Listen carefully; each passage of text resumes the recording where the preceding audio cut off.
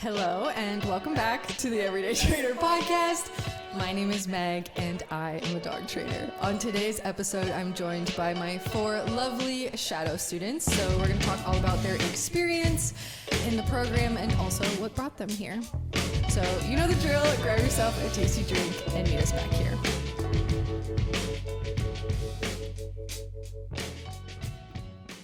Welcome.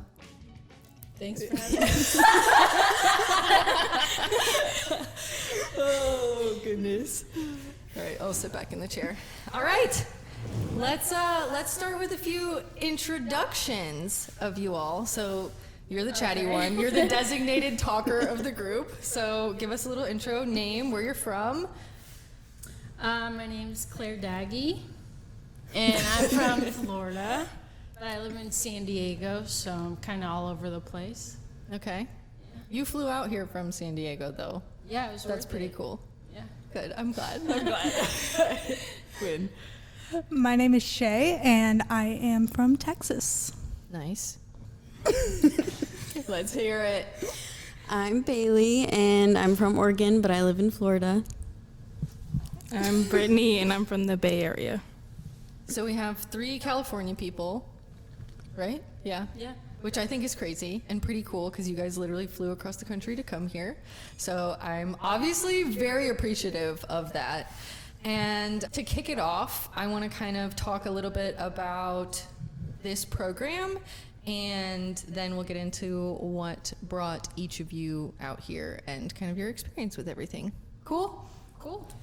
We also have to mention that we have tasty drinks. So Bailey was bartender. What did you make for us? Bailey Sunrises. Oh, I love it. I love it.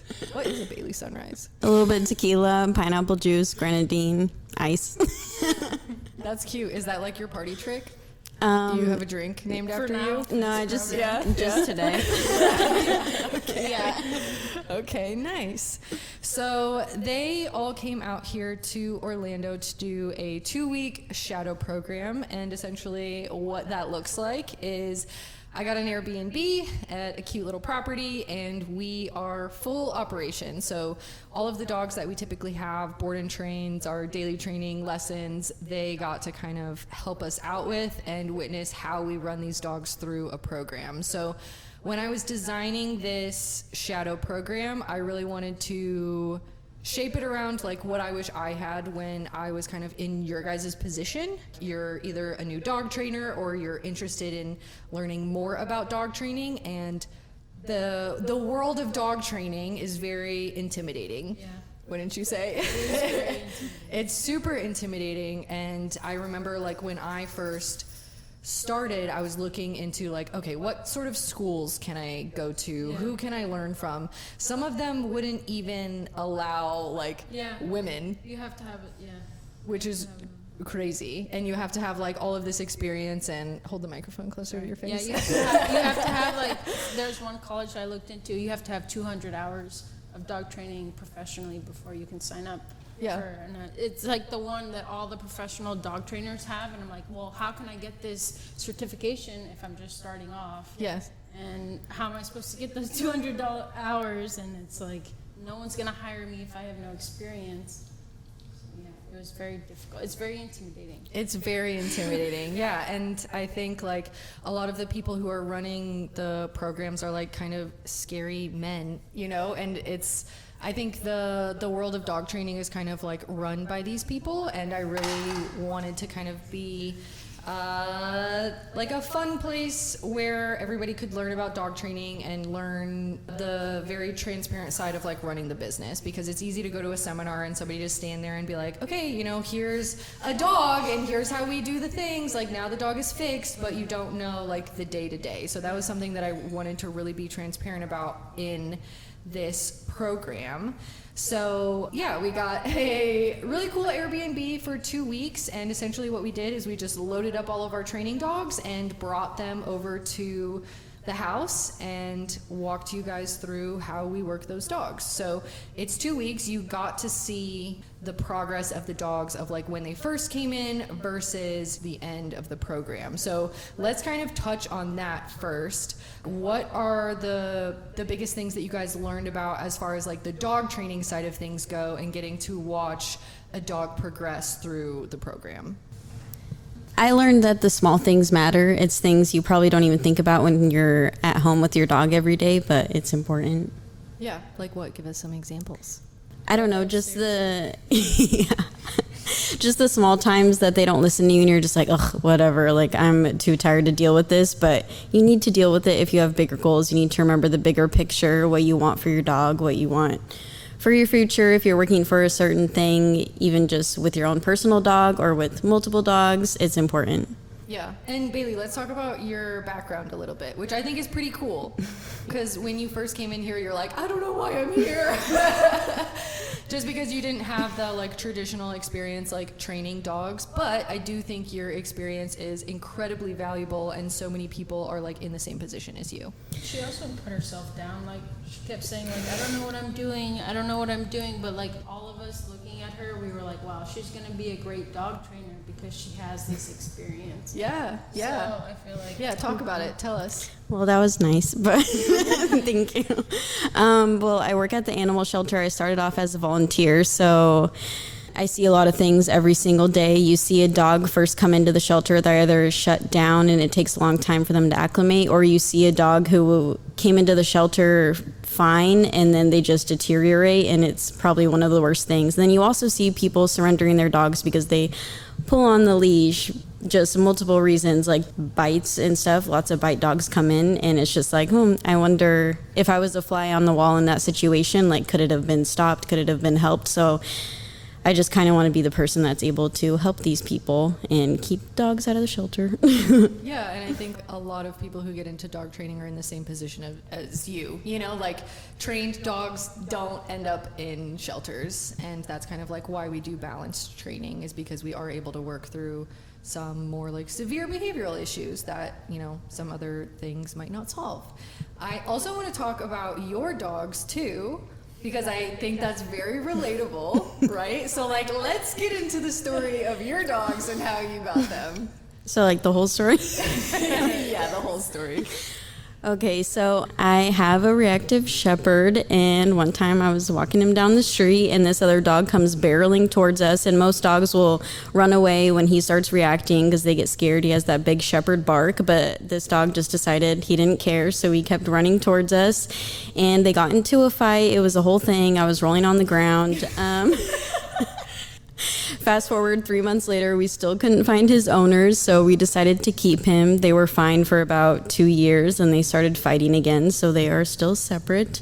My goal is to get them back together, which I really hope I can do, because I see a lot of people getting rid of their dogs for that reason, and they're going to a lot of trainers that say, like, oh, you should put the dogs down and all this stuff, but I want to be that person that could be like, hey, maybe we can work through this. So yeah, and the other dog, he's extremely fearful, so he'll also teach me a lot.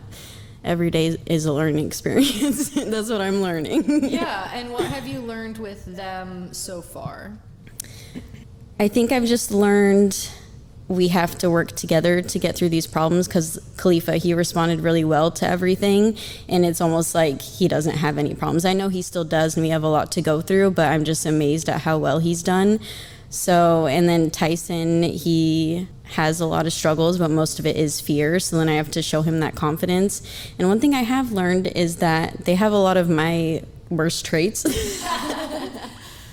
And so it's like we have to get through that together. Like, I definitely cried, but we got through it together. We went down the stairs, we walked past the dogs, and everybody was okay. So Wait, it's just... when did you cry? She came out and told us how great of a dog trainer she was. Yeah. That's when she was crying. Why?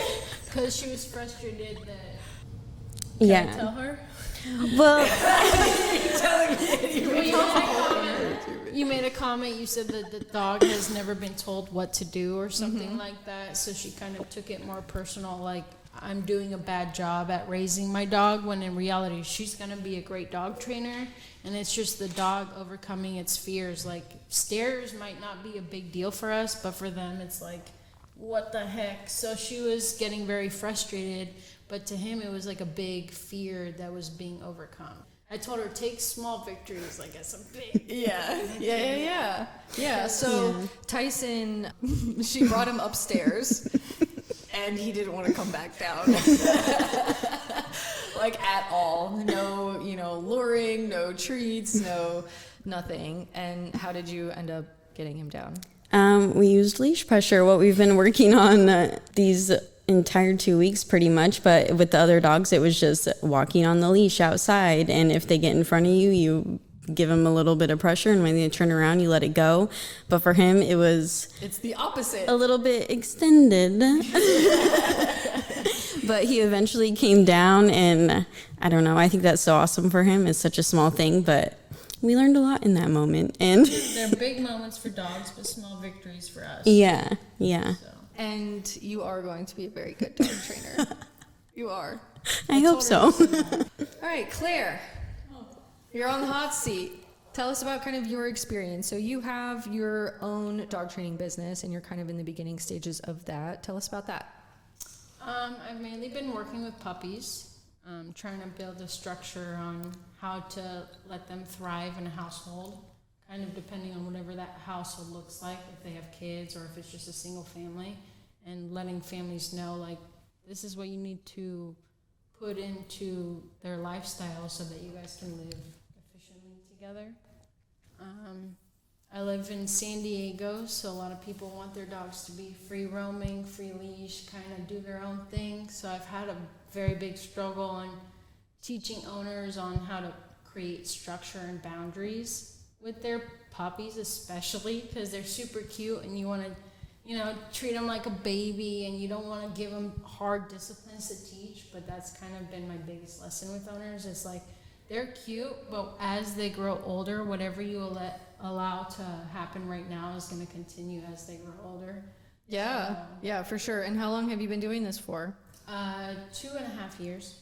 Nice. What's like the biggest piece of advice that you have for owners? Consider the genetics of the breed that you want before you bring them home.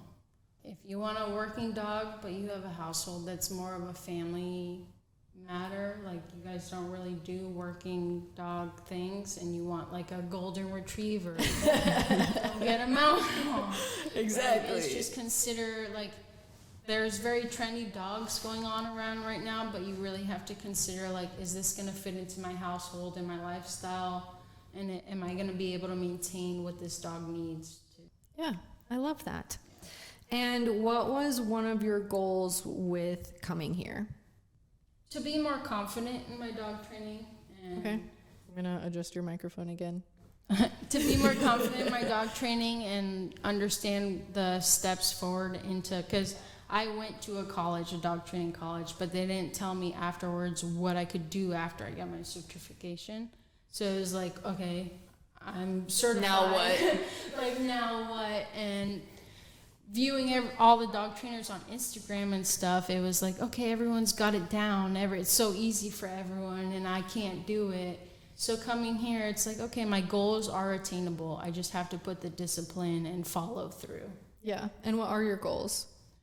To help more dog owners understand their dogs. So there's not so much dogs in the shelter. Like, I want dogs, even if you have a problematic dog per se, I want you to understand why that dog is problematic, and maybe meet them in the middle and have a lifestyle where you guys can balance out and thrive together. So I love that. That was so good. Write that down. I love that. Shay, Yes. tell us a bit of your background.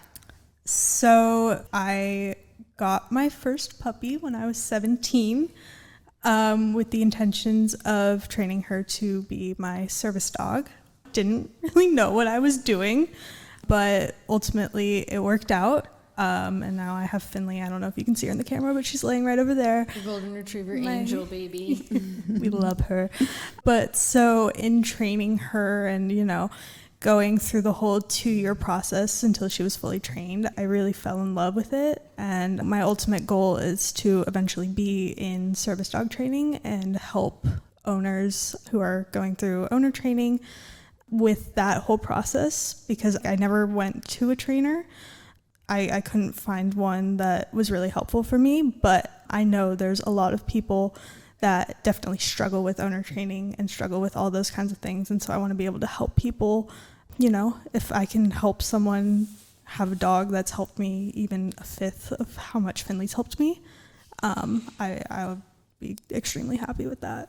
Yeah, and walk us through that process too, because I don't think very many people know, you know, like just how much work goes into training your own service dog, or that you even can. Yeah, so the ADA allows for people to owner train their own service dogs.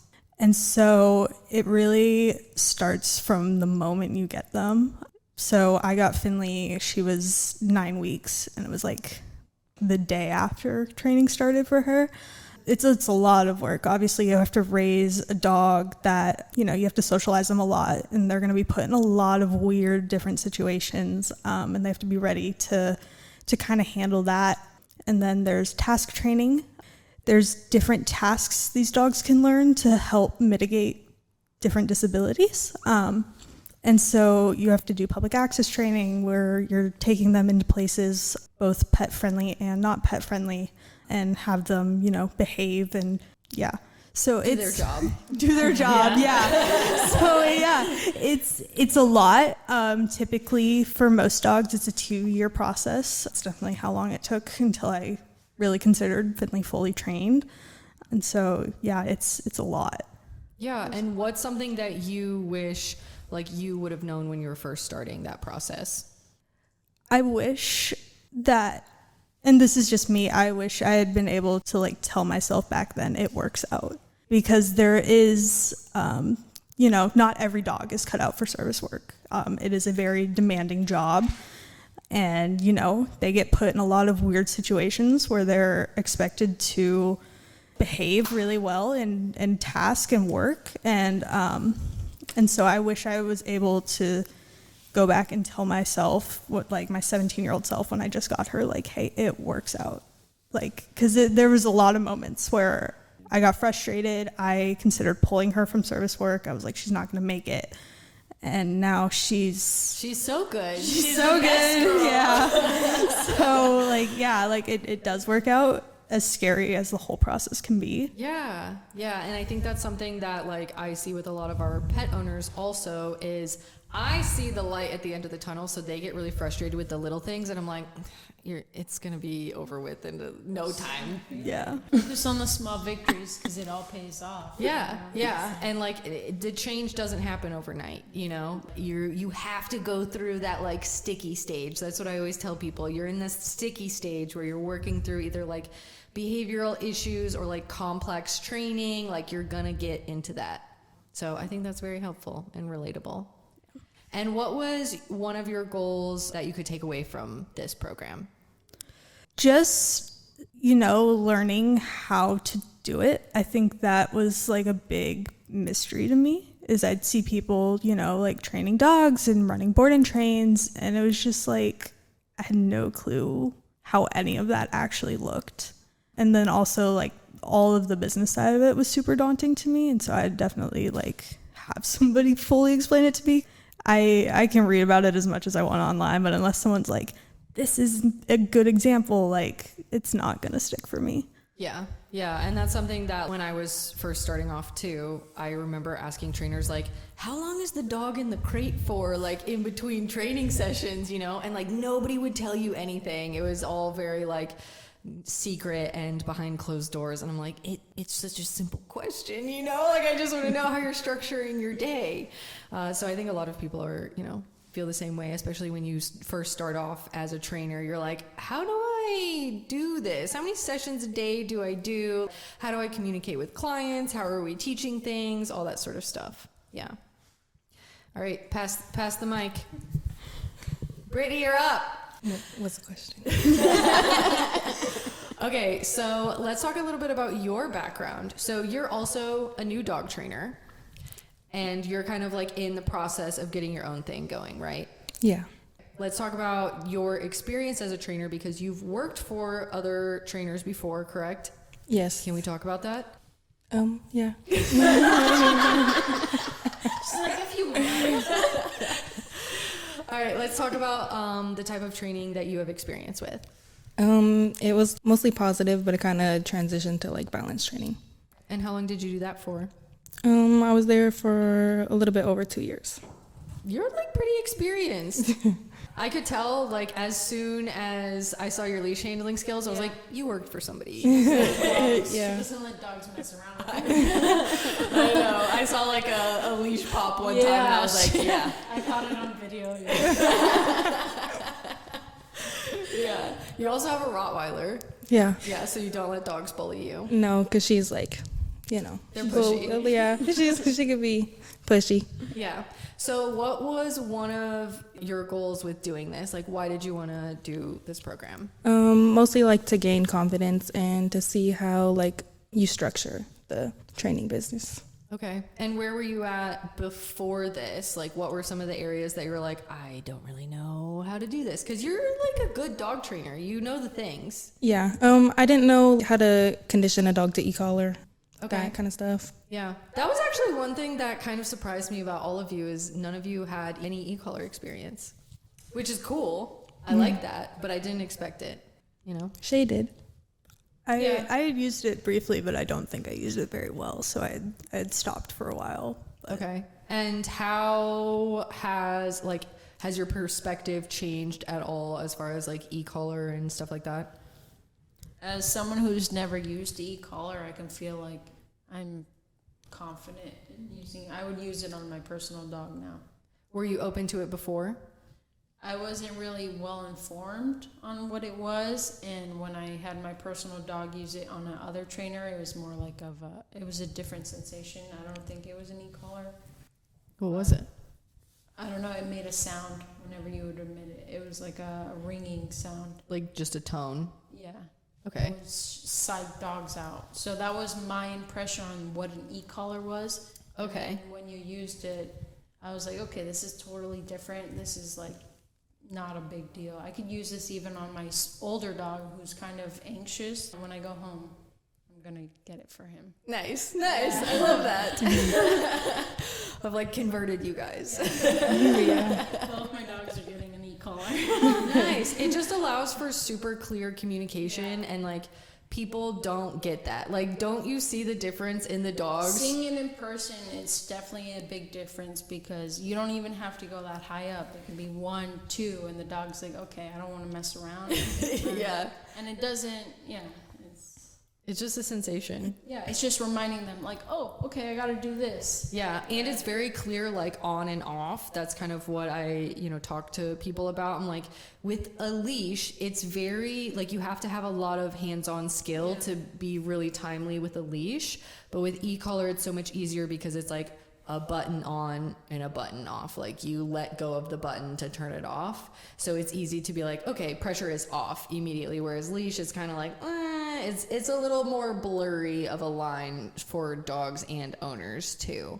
So how I kind of structure my training is we teach everything on leash first. So we use like higher value food rewards to reinforce behaviors that we want to see more of, leash guidance to guide the dogs into positions or, into that like follower state of mind.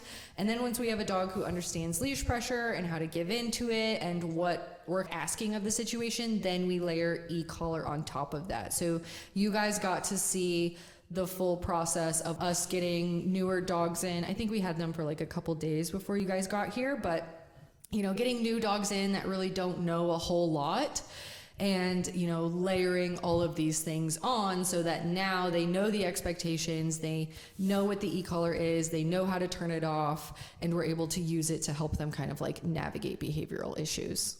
I will say, I don't want to boast, but Bailey was really good today. I don't know if it's been the e-collar training or what, but I was You've done a good job. Yeah. Bailey, it's me or You did a good job. Let's be real, Bailey was your dog. But I think after he understood that we were going to be firm on the e-collar, we weren't just going to let him bark when he wanted to and put the e-collar whenever we wanted to. Like, we were firm on that. Okay, let's talk about this. Because you were hesitant to do that at first. Not like, I don't want to say hesitant, but just you didn't have the experience to do it at first. So I know I like shocked you a little bit. Well, because I got a very tough dog. Yes. So I feel like I was uncomfortable putting it to a higher level because it was my first time using it. Yeah. And I had tested him out to his working level, but I was like, we were in a situation where it needed to be higher, and I was like, okay, this is not my dog, but he needs this kind of correction. So, but even when we did that, it was once or twice, and then he was like, he understood. Yeah, but I think that's super valuable because people will be like, my dog keeps doing this, you know, and they're e-collar trained and they get hung up on those like lower levels because they're like, okay, we found his working level at this, or like the working level is the lowest level that the dog feels it at, but that changes depending on so many factors, you know. So Bailey is a dog that we have for a board and train, and basically he's with us for kind of a refresher. I trained him when he was younger, so he has like all the foundational stuff, but he's just a very, very pushy dog. And so he started resource guarding things in the house.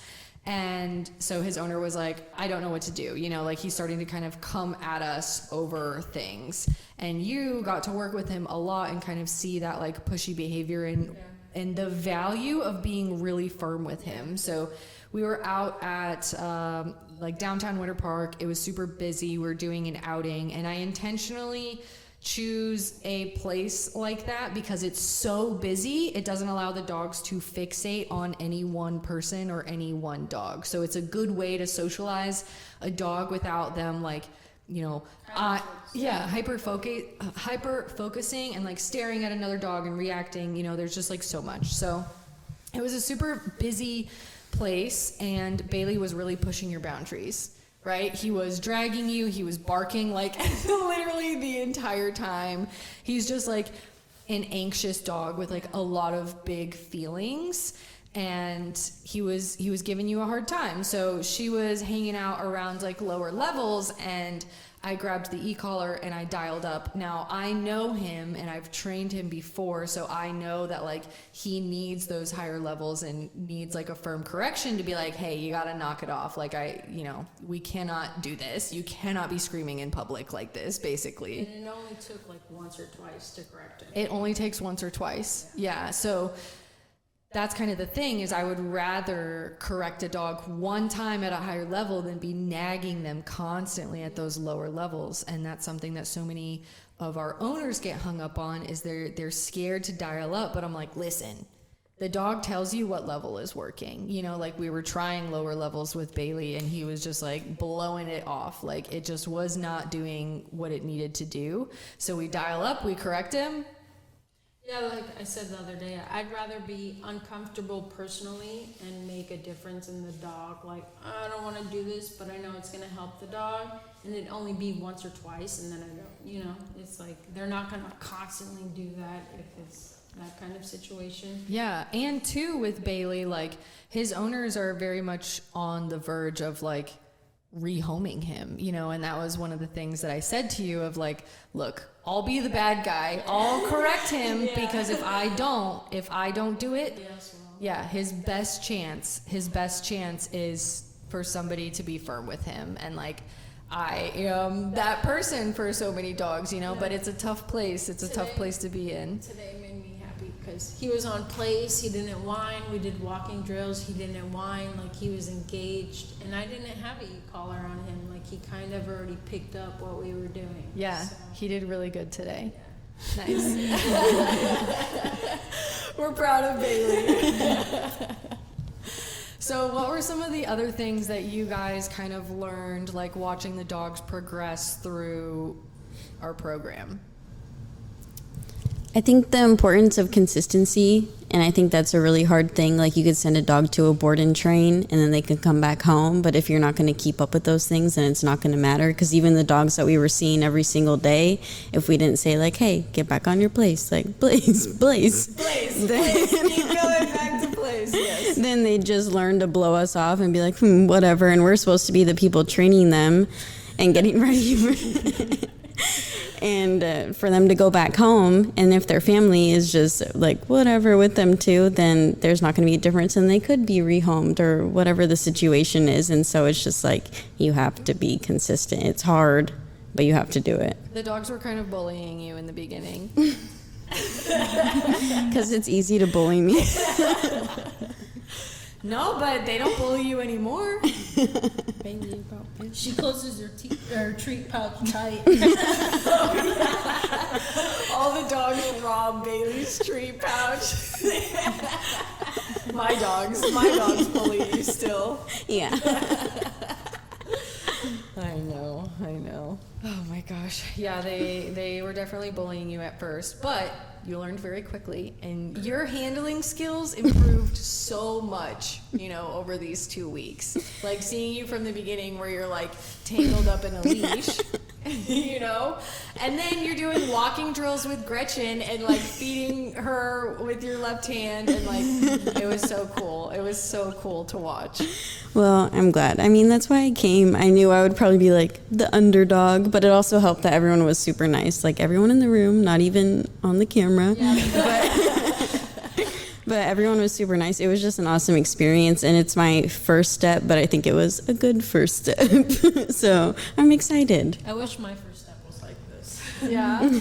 Okay, so let's get into that. Let's get into how you guys feel about this, and I also want to talk about like how you felt at the beginning versus how you feel now. In the beginning, well, personally speaking, I was very late. Going into a house full of girls, I was like, I didn't know if they were going to accept me or anything, but I've been very happy. You were very what? Like, I was like not sure if people were going to like me coming in, because I was the last one. And I was like, nobody really knows me, and we're going to be starting the next day. Like, I thought really? Yeah. Aww. But it's been very welcoming, not just with the girls at the house, but you guys as well. I feel like it's been... My mom calls me every day. She's like, is there drama? And I'm like, there's no drama. We all get along. And I feel like in this industry, it's like being a dog trainer, you can feel super alone, like in your head, like, oh my God, this is so complicated. But like, I feel like now you guys are my new friends. So it's like, like, I feel very welcomed by not just them, but you guys as well. It's been a very grateful experience. I'm gonna cry. I just, because you never expect, like, we're all strangers, so you don't know if we're gonna get along, but I feel like we all have our differences, but we also, like, have this similar, like, passion. Yeah. So we all get along. Definitely. Definitely. What was the question? I was going to ask. How do you feel? Like, how do you feel about the program and coming here? And, like, how did you feel coming into it? Yeah, I mean, I was super nervous at first. I didn't really know what exactly to expect. And now I'm just excited to start what's next. I mean, I was a little nervous coming here that I'd get here and be like, oh crap, this isn't actually what I want to be doing. But I definitely, after this, am like excited to take the next step. And I'm glad that I made that scary decision to come, because for me, traveling out by myself is a big thing. And so I'm super, super excited for what's next. Good. I haven't scared anybody too much. No, I think if anything, it's given us the confidence to continue forward. Good. Yeah. That's what I want. Yeah. I was super nervous. I almost emailed Tori and was like, hey, something came up.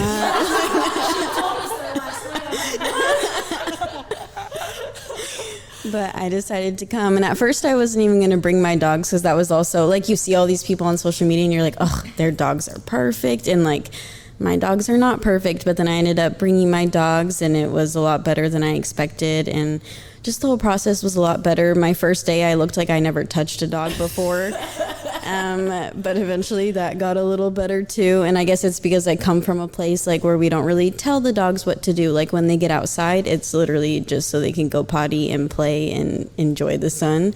But so training dogs is a completely different thing, but I have to kind of learn to find that balance, and so yeah, it's cool. I'm really excited. Good. Brittany. So when I first came, I kind of like didn't really know what to expect. It was kind of just quiet, but then we got more comfortable like pretty soon, I would say. Yeah, you guys went and got tattoos. On our first weekend, yeah. First free day. To remember this is a memorable moment. I love that. Like, there's literally nothing I love more than impulsive tattoos. Yeah, Like, that's what it was. the fact that you guys did that, I was like, oh my gosh. You should have invited you. I know, I would have gotten tattoos with you. For sure, for sure. So were you guys kind of like nervous coming here? You didn't really know what to expect. How has it lived up to your expectations? Well, coming here with nothing like in mind of what we were gonna do, I'm pretty proud of the confidence I have now in training dogs. Like, it's just told me, in my mind, I might tell myself, oh, I don't know what I'm doing, but in reality, I do know what I'm doing. You do know what you're doing, yes. My passion is dogs, reading dogs' body language and helping communicate that. So it's like, I just need to stand firm in this because I know this stuff and I just need to follow through and continue. Yeah, and I think so many people are in that same position, and that's something that I talk to my trainers a lot about, is I'm like, you know so much more than you're giving yourself credit for. It's very intimidating too, putting yourself out there and like reaching out to people and offering help and stuff, and a lot of clients won't want the help too, so you get rejected a lot of the times. But it's like, if you believe in your passion, you stand firm, you're gonna get somewhere. Yeah. So, yeah. And what's next steps for everyone? I have to go first again. Always. For me, it would be signing up for an LLC and insurance, and promoting my business more to the market that I want to work for, and the dogs that I want to train to thrive in their households. I want to reach out to my niche clients. Yeah. That's my next And what's step. that like ideal client for you? Realistically, it'd be like owners who are kind of close to giving up their dogs because they haven't really sought help. Maybe they got the breed because they thought it was cute, and now they're stuck. The dog's running the household. Yeah. I want to help those people and be like, we can put boundaries and structures, and you guys can actually live together and be happy. Yeah. That's kind of my goal. I love that. You're up. What was the question? What are next steps for you? Next steps for me are probably trying to get clients, getting all the businessy stuff set up, and learning about how to train some of the like service dog task work that I'm not as well versed in. So yeah. I wish I could help you there, but I No, literally... yeah, you're good. When somebody's like, service dogs, I'm like, sorry, I can't. Oh yeah, I could talk about service It's dogs a all day. lot. Like, It's a lot. Whole It's ass, a whole like, little branch world. of dog training. Yeah, for sure. Bailey, what's next for you? I mean, I have a long road ahead of me because my main goal is to work with the more behavioral dogs.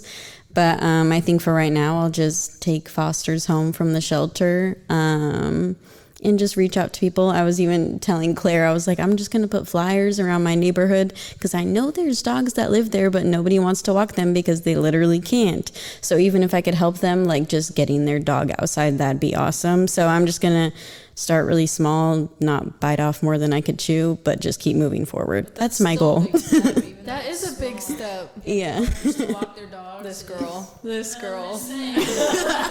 I know plenty of owners who just let their dogs out in the backyard, and it's like, oh yeah, I let my dog out. So for her to convince owners, like, hey, you should maybe take your dog out, to just exposure. Yeah, you know? teach them how to walk on a leash. So- That's like that's how I started my business. You know, I started off as a dog walker. I was just walking dogs, and I was like, wow, people's dogs are horrible. Like, they're literally dragging me down the street. This is awful. And then it just kind of went from there. So you got to give yourself more credit. Like, girl. That's what I keep saying. You don't want your head to get too big. Brittany, what are the next steps for you? I definitely want to get my LLC started and do the insurance stuff, get the business things going. Yeah, that was one of the things that I kind of walked you guys through, is like how to set up a dog training business, like kind of the legal things. And there's no resources out there for that. I went to a dog training college. Yeah, I know. And it's like, great, I know how to train a dog, but like, how do I make this like applicable? How do I like actually train people's dogs? And yeah, that's kind of my favorite side of things, is like the business side. Obviously I like dog training, but you know, I think you guys have kind of seen like dog training doesn't have to be complicated. Like, we keep it super, super simple. Everything that we do is revolved around like what people are able to keep up with and what owners are capable of doing. And it's our job as the dog trainer to make it as simple as possible and to educate our clients as, you know, well as we can through not just in the way that we speak about the training, but you know, the other resources that we have. So like we were talking about like the food guides and like the reports that we go over, like that was a lot of the stuff that we covered, is like, all right, here's how you know, set up your business. But like also on the back end of things, here's all of the emails that we send our clients and the reports and the type of videos that we send. Because if you like, you can train a dog all day long, but if you can't, you know, communicate to your client effectively and teach them the things, like none of it matters. Exactly. And I've met like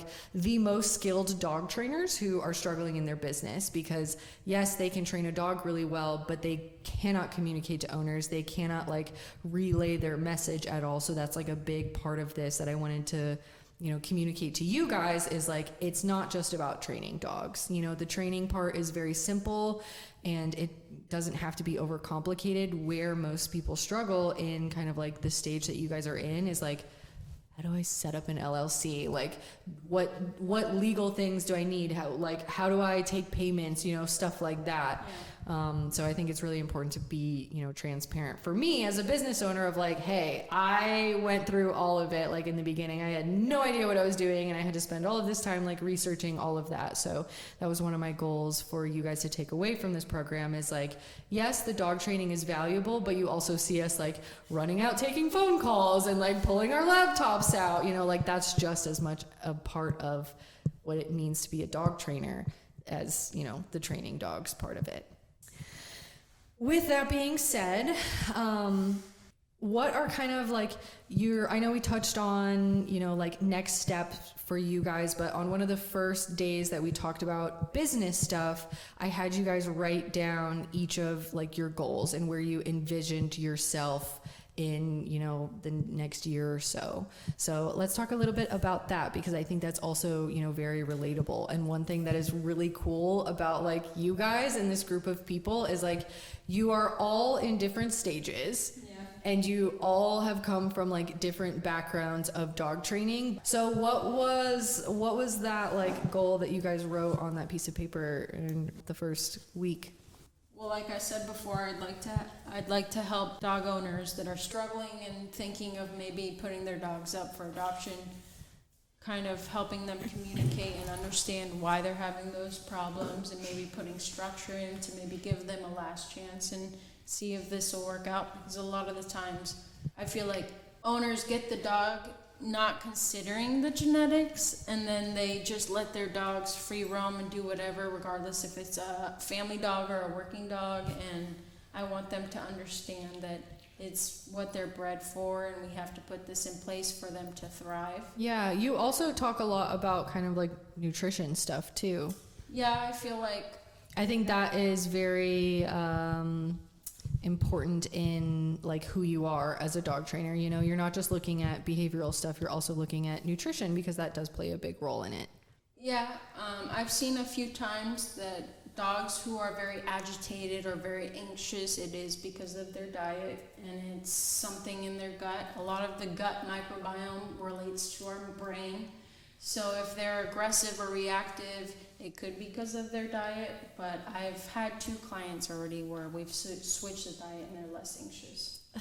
Love it. I know. I wish more people kind of knew how impactful that is. And I know, like, Hunter and I have talked about it. Like, we know dogs that are on shitty foods. Like, we know that they're... You can tell just by looking at them. You can tell just by looking at them, like how they act, like everything. When we switch all the dogs to Farmina, we're like, nope, we're not dealing with it. You're going on Farmina. And it's kind of like the dog's trying to communicate that to you through their behavior. Yeah, yeah. Because if they're anxious, or if they're scratching, or if they're agitated, or if you touch them in a certain area and they try to bite you, it's not because they're reactive. It could be because they're in pain. Yeah, So. yeah, for sure. So you want to, like grow your business to help more people in that way, to help those kind of like last chance dogs, or the people who are like really struggling with their behavioral dogs, and look at the training as like a whole picture. Yeah, I'd like to go into their home, see what a day in their life is like, see their diet as well, and just kind of see what kind of structures they have and help them kind of implement whatever works for them as well. Yeah, yeah. And Shay, I know we kind of talked a bit already, but I know that in your business, you want to really help service dogs. You want to help coach people train their own service dogs. Yeah, like going into service dog training as a first-time handler is super daunting. It's a lot. And so I want to be able to, help people learn how to train some of that stuff. And just the whole process, from picking a breed to getting the puppy to raising the puppy and socializing it, and then going through all this training. And I mean, it's a lot, and it's really scary. And so I want to be able to help people through that. Yeah. And how do you plan on structuring that? I know we were kind of like brainstorming a little bit. I was like, you could do raisin trains, like you can do lessons. What's your ideal way to reach that goal? Probably like a mix of probably board and trains and probably virtual lessons or in-person lessons. And then I would eventually like to have a raise and train dog that like I get as a puppy and eventually place with someone as a service dog. So, yeah. And Bailey, you currently work at the shelter, and one of your goals, when we were talking about it that first week, was to be able to, help the people that are either, I guess, prevent the dogs from ending up in shelters, right? Like help the people with those more severe behavioral issues, and also identify the dogs in the shelter that are safe for homes, correct? Mm-hmm. Yeah. So talk a little bit about that, because I think that that's super interesting, and I didn't even know that was a thing, but it's like what a behaviorist is kind of like the current role that does that. So what do they do? They pretty much just assess the dogs, and it will be like if they don't get along with dogs, and it'll be like, okay, what level are they at? Like, do they just not like dogs in their space? Are they outright reactive? Will they lunge and bite at the leash and try everything they can to get to them? So it's just kind of figuring out where they're at. But yeah, and then some dogs are deemed unadoptable, but then sometimes they get pulled by rescues, and so I'd like to eventually be that person that's able to train those dogs and help them live in a home, even if it's a highly managed home. Yeah, for right now, I just want to, pull some fosters and help them become more adoptable just through the basic type of stuff. And I just want to show people that it's not that hard if you just, because we all set up our life. We have a routine that we go through. We have a structure for ourselves, but then we forget about our dogs. We don't think like, oh, they need to be doing this, like going on walks, eating at this time, having time to just chill out. And so I want to tell people like, hey, it's also important for them. Like, I know you like your time to Netflix and chill, but your dog also needs that. And so it's like we all know this, but you just need someone to tell you. And so I would love to be that person to tell people those things. And so, yeah. I think that's such an important role, really. That's an area that's really overlooked, I think, especially in pet dog training is... a lot of trainers are like, I don't want to touch, rescue dogs because they're difficult and it doesn't pay as well. you know? Like, it's easy to be a dog trainer for people with money and well-behaved dogs, but it takes a lot to, you know, work dogs through really difficult situations and behaviors. So that's a big deal. And I think you're the perfect person to do that. Yeah, I know I have to start off with the foo-foo dogs, but I hope not to stay with them forever. Yeah. And Brittany, I know you want to start your own business, but what does that look like for you? Like helping owners live like a healthy lifestyle with their dogs. And what's a healthy lifestyle? Proper diet, exercise, stuff like that. Okay, so just kind of like coaching owners through the whole picture of what it means to be a dog owner and like how to better your dog. Yeah, and like behavior-wise too. Yeah. Do you want to do more like behavioral mod, or like personally, I love puppies. Because I really think that like my strength in dog training is creating really confident dogs. I used to kind of be like you guys where I was like, I like the really difficult dogs. And then I was like, it's definitely shifted because there's so much that we can do in puppyhood to prevent dogs from like having those behavioral issues later on. And I'm like, okay, I'm just going to like make all of these puppies super confident because then they're not going to have behavioral issues. But is there like an ideal dog or like an ideal client that you really see yourself working with? I kind of like the pushy dogs. You like the pushy dogs. Yeah. That makes sense. Yes. I think that would be a good fit for you for sure. For sure. So during this 2 weeks, I kind of, and this is going to sound horrible, but I kind of treated you guys like how I would treat dogs in a board and train. So in the beginning, I hiked you through some mud. Yes. So in the beginning, lots of mud and puddles. In the beginning of a board and train, I work the dogs. We do tons of walks. There's just something about a little bit of physical exhaustion. I have to say, I didn't know how long that hike was going to be, but I did not know. I did not know how muddy it was going to be. So And we took a wrong turn. We got a little lost. we actually did not. I just took you around an extra loop because I felt like you needed it. So a little bit of tough love in the beginning, and I wanted to kind of like be a little harder on you guys in the beginning and ease up towards the end because it makes you nice and confident. So what are kind of your takeaways from that? How do you feel now that we're kind of like wrapping up the end of second week?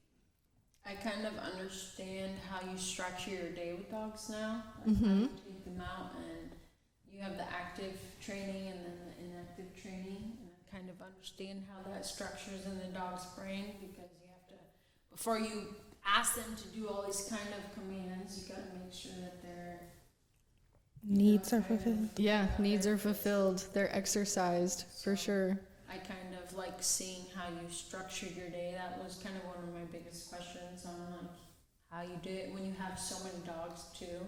Yeah. It's actually been really nice having you guys because just like imagine all the dogs that we have and like me and Hunter. Literally just me and Hunter. We were talking about that before you got here, but Yeah. it's kind of made me understand, like put my mind into a dog's mind, like okay, how am I gonna learn best? Yeah, and also it's good for you guys too. Like I was thinking about it and I was like, if we did a seminar or something, it would be like, I don't know, like we're active and then we do nothing, and then we're active again and then we do nothing, and then we're to see that in person. yeah, because if you don't sit down, you'll lose your mind. You know, like we were talking about like mine and Hunter's like 3 p.m. nap. Yeah. Like, do you understand the 3 p.m. nap? I feel it. I get it now. Yes, exactly. I think anytime I get a new trainer, that's the thing is like they come in, like even Allie, she's like cleaning the house and we're like, girl, you gotta sit down. Like you're gonna burn yourself out real quick. What, like a couple days ago, you're like, I need to go in the room. I need to watch Netflix, and you like It's go my and look. place time. Yeah, exactly. But like me and Hunter are like seasoned with that. We're like, don't do too much. Everybody wants to come in and organize everything and deep clean the house. Like you're gonna burn yourself out. Yeah, it lasts a week, and then you're like, I'm tired. I haven't eaten anything. Yeah. So yeah, that's kind of how we do things. And I don't know, I think it works out really nicely for like us and the dogs. I've like been with other trainers who are like on all day and then also have dogs that are on all day. And I'm like, I don't really think that's super helpful to the owners, because owners aren't going to do a quarter of what we do with the dogs. You know, like think about that. We're doing like a couple training sessions a day with them and at least a walk, you know? Owners are not doing that much. So that downtime in between, I think, is super important for like you guys and also for the dogs. So that's how I structured this whole program, is I was like, I'm just going to run them through a board and train. So I'm really glad that you guys are here. And I am genuinely so proud of how far you've progressed over the past 2 weeks. At first, I was like, oh, they're not going to talk to each other. we thought this. Yeah, I love that. Can you guess what the group chat is? Can you guess what the group chat is? What is it? 73 on the. Oh no. 73 on the e-collar. Yeah, I don't know how I feel about that one. We've gotten It's just very funny. close in a short amount of time. Like it feels longer than it actually was. Yeah, and that's what I wanted from you guys. And I know kind of in the beginning I talked about like it's not just about me and like what you take away from me. Like this dog training community is very small and you guys are the peers, you know, like this is who is growing into the industry. So form those relationships, and I'm so proud of you guys. Like seeing how much you've grown over the 2 weeks, I'm so impressed and so happy that you guys decided to do this with me. You're not just saying that.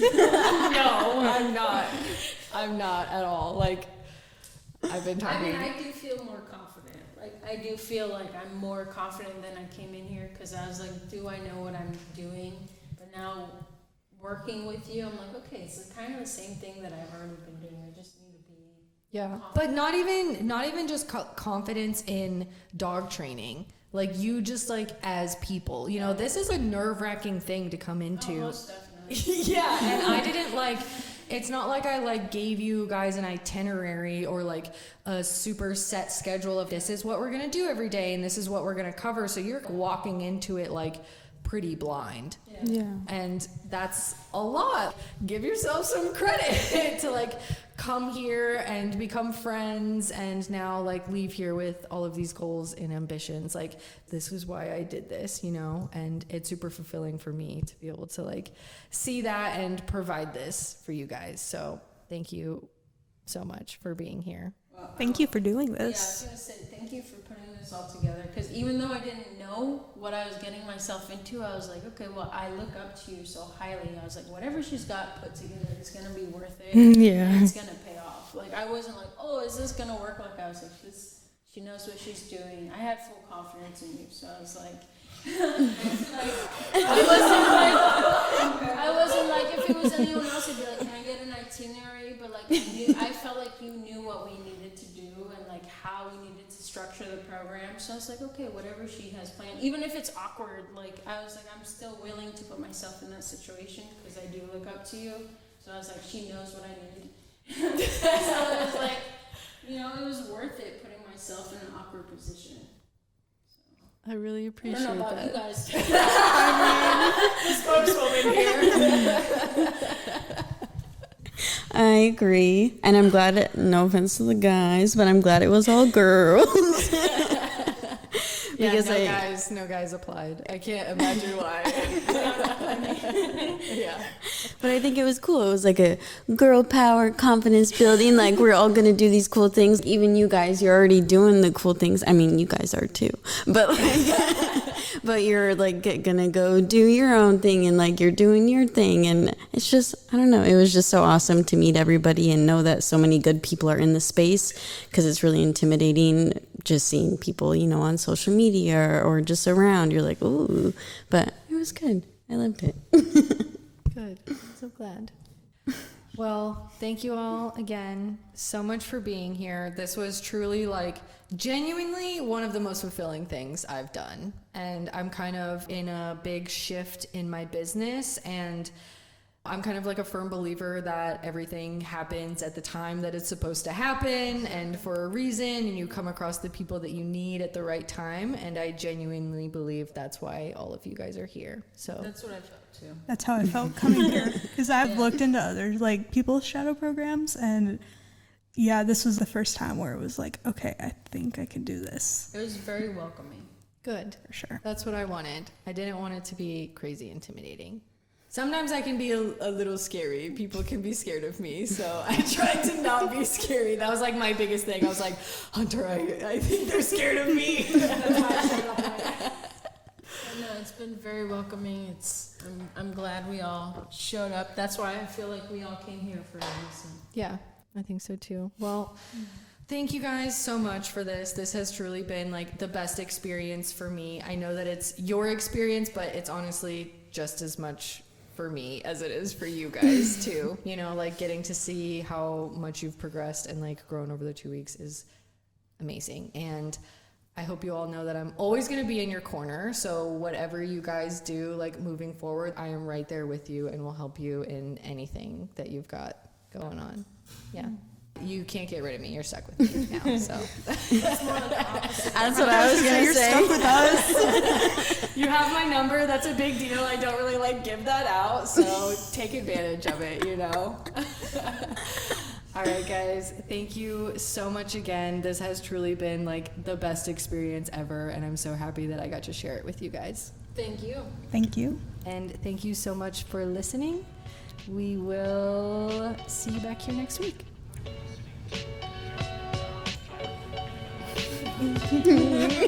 It's a good song. You feeling your drink?